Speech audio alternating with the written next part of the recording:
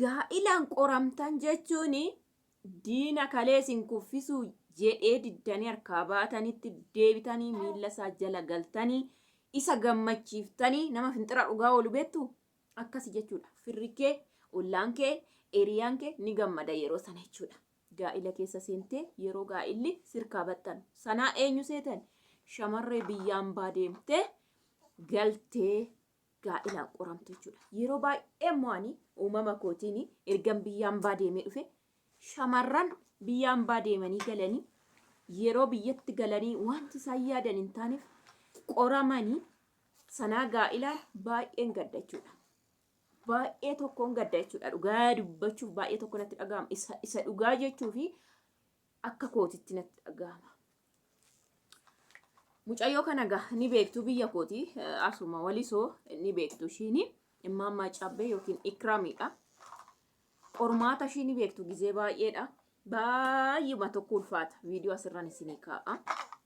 Baay'uma tokko ulfaata. Isheenis gaa'illiif jireenyi bakka walumaa gala adda baafattee xiqqoon jirtu rakkinni ishii bira ni jira.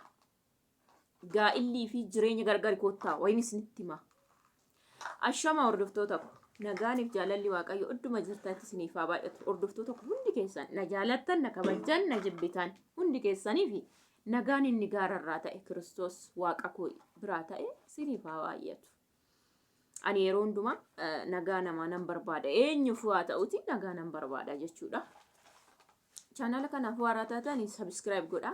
Warri immoo kalee nafaana na doodhachaa, na dhaggeeffachaa, na jajjabeessaa nafaana jirtanii har'allee share godhaatii ijoolleen akka maatii koo ta'an godhaa. Hiriyoonni keessanii subscribe akka godhanii yaadananii dubbadhu yookiin immoo wanta nan hojjedhu yookiin immoo barumsan dabarsu akka fudhatan yoo barbaadan share gochuun dagatiin ani isiniin jedha. Har'agaa Ikiram irratti haasa'uun dhufee Ikiram Itoophiyaa erga galtee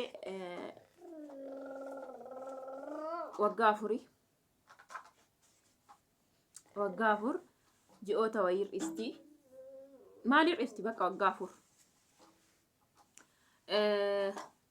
Yes, waggaa afur ta'uudha. Ji'oonni wayii ni hir'ata. Anatu dura galee natti fakkaate ji'oota wayii. So isheen ganaa qalseette gaa'ila keessa seenuu otoo hin taane ufteetu wajjin jiraachuu jammarte duraanii waan ta'eef qormaata baay'eetu ishee argate egaa. Bana garaachillaa qormaata abbaanis ofitti fida, namnis namatti fida. Yoo ati of qortee waaqnis dabalee si qoras ilaaluudhaaf jechuuf. Yeroon jedhaan gaariidha jechaa sa'aan jiru yeroo hundumaa jechuudha. So ni galtee waaqayyoon eebbifamuu gaa'ila jalqabdee jireenya jalqabdee jireenyi Itoophiyaa namaan guutuu kotottee dhaqxee mana sisirreessanii abbaa manaa kana faana jiraachuu jammaraniiru. Ta'uu dideera. Aaraa miti isaan silaa nama kalee wal beekan ture. Garuu ta'uu dideeti ni qoree jechuudha ishee. Haa ta'u ilmoo godhattee ilmoo godhachuu waan tokko ergasii immoo hojiillee sammuu ishee of jajjabeessitee hojiillee jalqabdee turte garuu ni dogoggorte jechuudha. Baay'ee tokko kan hin kolfe baay'ee tokko kan isheen taasisabee qormaata har'aarra situ taasisuu ishee dhangaye kanan jedhe maanni seetanii gurbicha faana wal lolanii gaappii baay'een gidduu isaanii too jiru isa duraa faana otoo jiru deebi'anii walitti araaraman. Agoo wamsitu dhugaa isaa ta'u dhaqxee gurbaa sana biraa mi'a fiddee walisotti naannoo nani jirutti feetee kaatee torbanitti deebisanii wal lolan. Mi'a sasa bira jiru hundumaa arga fiddee jechuudha. ይሄ እውነተኛ ህይወት ነው። ህይወትና ትዳር በጣም ከባድ ነው። ልዩነትም አለ። አማ isheen gaa'iluma dhugaadha jettu deebisanii torbanitti wal lolu namni araarame sheemidha. Hobsee ammas sukkuummatee waggaallee taa'a. Ji'a 8 wal lolanii gargar ta'anii walitti deebi'anii mi'a feetee dhufte piraankii wajjin turre har'uma waliin hin rafnu dura qoramna jedhutu wayii namicha irratti hojjettee kaate wal lolanii ni deeme. Gaappii ammas maddee jiru keessatti immoo nama biraa faana hedaa wal jaalattee kunoo lammaffaadhaan qoramaa jirti jechuudha. Obboloota koo dhugaa dubbachuuf waan tokkoon isinitti hima. Obboloota koo biyya hambaa jirta waan tokkoon isinitti hima. dhugaadha biyyi lafaa nama gowwoomsa. Lammaffaa Itoophiyaa namni Itoophiyaa keessa jiraate nama gowwoomsa. Nuti warri baan immoo gowwoota.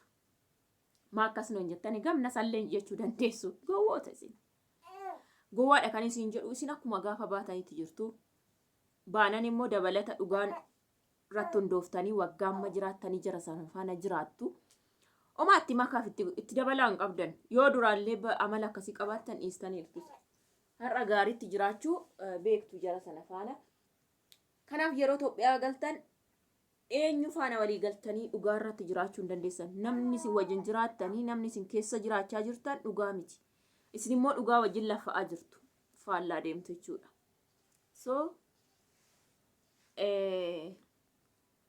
dhuftee gaasheeni lammaffaatti galte. Ani akka ishiitti wanti xiqqoo ishee taazabee qormaata kana lammaffaattu kan ishii ore maalinni tokkoffaa nama adda baate sana. Gaappii ji'ootaa keessatti gaa'ila lammaffaa ni humtu namni yoo madooftanii baatana akkamitti isa duraa of keessa baaftanii dhiira biraa barbaaddu. Isa duraamee yehoona of jajjabeessitanii madaa duraanii qulqulleeffachaa jijjiiramtanii hojii uummattanii of gaarristanii uffattanii bareeddaniiti. Sana boodallee gaa'ila ranamma immoo na barbaachisa jettu. Of dhageeffachuun barbaachisaadha miti. Galtee kaatee maaliin jammarte piraankiin se'ee isuma dhugaa hojjetu ta'een beeku akka piraankitti ka'anii viidiyoo amaatii faana wal arrabsaa maal gochaa ka'an tokko jechuudha. Dhisidee kaameraa kuffista. Baay'ee waan ofis salphisanii nama salphisanidha wanti isaan hojjetachaa dhufanii. Haa ta'u yaa piraankiidha jechaa nuu ture. Gaafa kamiin isa dhugaamanii isa gaafa keekii bishaanitti darbate iqirtaa wal gaafanna dhiifama wal gaafanna jedhee ka'ee. Garuu saami isi kaameraa kuffistaa dhiisitti ni jetini. Garuu kallattii maan kaameraan fuulduratti keekii ishiin bitte gaafa raaretti ta'e tokko taazzabe jechuudha. Yoona niddeet bootaallee yoona matsanaallee jechuun bakka yoona iddoo itti of taattu jira, iddoon itti dhiistu jira, iddoon amma itti of haartu jira nama tokko jechuudha. Nama kalee wajjin jiraatte har'uma of gombisuudhaan kaatu. Amma nama sanatti haarte maa goote jedhee dallanee gatee biraa deemuun okkee keekii ishiin fuute geessee raaretti ta'ee dhidhiitee biraa deemuun የመጨረሻ ህይወት ማለት ነው። ፕራንክ ቢሆን እንኳን ነኬሳን በዱ ይፈማ ናጎዳቲ ሀረገሩ ዴሴ ጉያታ ረበጭ ኦፍቲ ጉዮታን ፕራንክ ሆጀቹዳ ብሪ ergattu ዩቲዩብ ዳቴ እዶ ሰፉ ቀባጆ እቺ ነማ ገዴዳጆ አፉሪ ነማ ገዴዳጆ አረም ነማ ገዴዳ ዱጋ ዱባቹ ከበኝ በቃ ዶሳቲ ከበጃ ስኒ ገሌ anarra amma ji'a sadii kanatti gadi ba'u kaleessa yeroon siistari ko dirqaman laala jedhee hospitaala nama na jala dhukube siniin jedhe dirqaman ba'ee kirkiraan iddoo hospitaalaa ga'ee deebi'e yoo nama sodaachisa ji'a sadii mana taa'eera waan ta'eef isheen garuu guyyaa shan obsine takka hin deemti takka sokkiteen mana hona namaa keessa galti takka waan ta'e ለህፃን ራሱ ትክክል አይደለም ጥሩም አይደለም እና አራጋሮ ዱደኮፍ ጀዴ ኙ ገሌ ኩኑ አቺ ባዬ አርኦጂ ኮታን ጋላቻ ጅርቲ ሱቂሌ ነን ጉርጉረቴ ምቱ ከነቹ ዲደነት ፈቃቴ ሱቂት ዴቢኡ በርባደ ጉርጉሩፍ ካቴ ጀቹዳ አንዳንዴ ዱጋር በቹ የሮ ቶኮ ቶኮ ማሊኒ ሴታኒ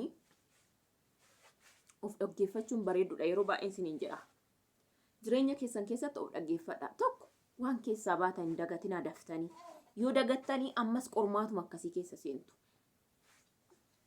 lama qormaata kalee keessaa baatan gaggamachuu yookiin damdamachuu yaala xiqqooshii yeroo fi kenna sadii qormaata kalee sirriitti damdamadhaati ofirraa dhiqaati of keessaa baasati akka irraanfattanitti keessaa baati kan biraa keessa galaa malee akka haatu asisinaadhina achisinaadhina namna kana jireenya keessatti jireenya ofiitti taphata yeroo isaa guba wantoota gidduu sanatti argatu baay'eetu jalaa bada jechuudha gaa'ilaan ulfina dhabuun immoo gadheedha Gaafa citee dhufe isa gaa'ila mee digdee ba'uun sirrii miti yookiin immoo bakka maa digdee jechuu koo miti. Gaa'ila kan dhaabu waaqayyo gaaf diiggatu immoo isas waaqayyo ummatu beeka. Agasti garuu koomanti ta'ii dhaabadhu but hin jedhi waan argite. Dhugaan isiniin jedhe gaa'illi baay'ee ulfaataadha. Miidiyaa soo hojjatte yeroo dhumarra gahe yeroo dhugaadhaan murattee bakka yuunat ofii kuu jettellee haasa'i malee. Isa halkan edaa wallolta isa dubbattes isa dhoksaas goote isa nyuu jettes buj goote deebitee immoo walitti araaramte borumoo buj booda immoo adda hiikamta. Innaa sana sirrii miti. Gaa'ila jechuun har'allee borullee siniifan hima. Madaa guddaadha. Madaa dhiistanii bira darbitu dirqama keessanii hin fayyitu hin madooftu hin fayyitu. Akkasumas isiniin jedhe dhugaa beektu akkasi gaa'illi. Namarraas waan hin hubadhe maatii koorraallee waan hin hubadhe Itoophiyaa keessatti illee waan hin arge iddoon biraattu kan hin arge dubartiidha waan taataniif manum kootti illee kan hin arge jechuudha. Ni madooftaa ni fayyitasa jedhama. Waa namatti baatee madoofti akkasii jechuudha. Yoo lafeen na cabeette soba gaa'ila waan ta'eef lafeen na cabeette agarsiisaan deemtu bara baraan isuma dhoksitee deebistee jiraatta. Maaliifan jedhe seetan wal cafacafii namni wal fixee deebi'ee ganama waliin araarame namnis walitti araarse isaan fikir bakka noormaalidha. Kan akkamitti gaa'ila itti aree sirra sooga'e immoo boru akkasuma anammatoon rigii gaatti isaan lolee gaaf sana kimbir jedhee hin jiraadhu safana waan baay'ee haasa'ee achiinoo nafu. Gaa'ila gizee baay'ee wallo lama walitti deebi'a kanan hubadhe wallo lamaan dhiifama. Zim jetteetu dhiifta. Otoo horma ta'e garuu gittin goote qabda waan kana gadi dhiiftu waan wal goota wal madeessitan. Nama tajaajilaa tokkotu jedhe namni gaa'ila keessatti waliin lollu takkuma walitti hin buune jedhu soba jaalalu walis hin qaban dhimmu waliitu maal hojjetanii akka oolan maal isa dhuftus waan waliin hojjetan dhimmu waliitu hin qabanii hin seenanii manni tokko taanaan walitti galanii ba'ani malee jedhe namichichi. Nama gaa'ila qabutu wallolaa walitti deebi'a garuu wallolaa guyyaa lama torbaanitti kan lama waliin lollee yoo gaa'ilaa miti jedhe. Walloluun dirqama walitti deebi'uun waa hobsanii bira darbuun tokko hobsee bira darbee ni fayyisa deebisee gaa'ila sana jechuudha. Amma isheen yeroo komadiinoo guurtee deemtus viidiyoo waraabdi yeroo mi'a guurtee deemtus mi'a waraabdi yeroo walitti araaramtu ni waraabdi yeroo wajjin raaftu ni waraabdi. Geemiyyuu ta'e xaba ittiin ka'ee piraankis hojjedhu ittiin ka'ee viyuu baay'ifadhus jechuu dandeessi gaa'ilicha kana. Unta akkas jedhanu nama harkaa badamu lumsaatu kunu. Sinii galee dubartiin immoo si jammaar abaaramtuudha ginuma abaaree tuube bargeet. Innaan isiniin jedhu miidhamtuudha bakka ginuma gaa'ila keessatti immoo yabaasaa miidhamtuudha. Maalifan isiniin jedhe akkanumattuu dubartiin waggum 14 boodayyuu abaaramtuudha. Sana boodayyuu deessee kan itti cabdu kan itti dadhabdu achi kaatee mana koo kan jette gugguuftu utuma akkasitti jettu. Bakka amma namichi ishiin gargar ittiin baate qobaasaa jiran mar'aatti beela'ee dhabee as mucaa kanas kaayee maal godhee achi dhaqan jedhu. Mucaa faana garuu kan kototoo yoo ishii. Otum gattee deemtayyuu seerri immoo amma xiqqoo guddattee haadha moo abbaa bira taa'u jettee of filattutti si bira taa'uu qabdi jedha seerru. Ati dhamtuudha. Kanaaf isaa qobaa danda'uurra nama wajjin jireenya uumtee daa'ima sana uummatte faana amma gaafallee jettee hoosuu qabda. Amma gaafa mucaan sun waggaa 6-7 guutee eeyyee isa abbaa koo yookiin haadha koo birallee taa'a jedhee hadda baafatutti wajjin guddisuu qabda immoo daa'ima sana. Tur jechuun qabdu jechuudha. Yoollee siisin barbaachifne jechuudha. Dadhabbiin akkuma jirtu surmaa Itoophiyaa keessa dubartiirra akkuma jiru tuullan ma wajjin dhalate. Baratte qabaatte dhabdee uumaa biraan hafe jechuudha. Akka sakanoo biyya namaan ilaalina araba qobaadha uume si jammal isaan. Isaan biyya lafaatti eebbiseet iddoo biraa booda nabaara. Kanaaf dhugaa dubbachuuf Itoophiyaa keessatti ba'aa ulfaata dubartii warra uume suruma isaatuyyuu jechuudha. Isa kana akka uume isa tokkoffaa beekuu qabda. Lammaffaa immoo manni kee akka rakkina qabu beektaa isa damdama karaa ittiin furtu baay'ee qabaachuu siturra caala ogummaa qaba. Sobanii dhiirratu ogummaarra qaba.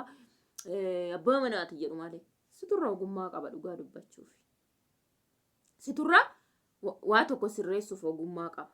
Kanaaf ishii takkana godhe natti fakkaata ana ishii irratti dubbachuuf han dhufe intaloo kanatu akkana carraasa lammataatu immoo kabaja dhoowwe. Sini galee dhugaa dubbachuuf ishiitu kabaja dhoowwe. Tokkoffaa maaf qilleensa ofii keessatti ta'u dhaggeeffattee mucuma ishii duraan hin guddifatin. Lammaffaa argatti galte immoo serious maangaliin gaa'ela keessatti. Bargit naman dhamdhamanime. Gini viidiyoodhaan kaate gaa'ela san. Viidiyoodhaan jalqabde bakka. Odensi ani otoo ilaalanu jechuudha. So rakkinni akkanaa jira kan ofiin ofitti fiddanii isiniin jechuu barbaada. Saamu'eel Mugaa jira achi. Ciao. Haasa'een fixani.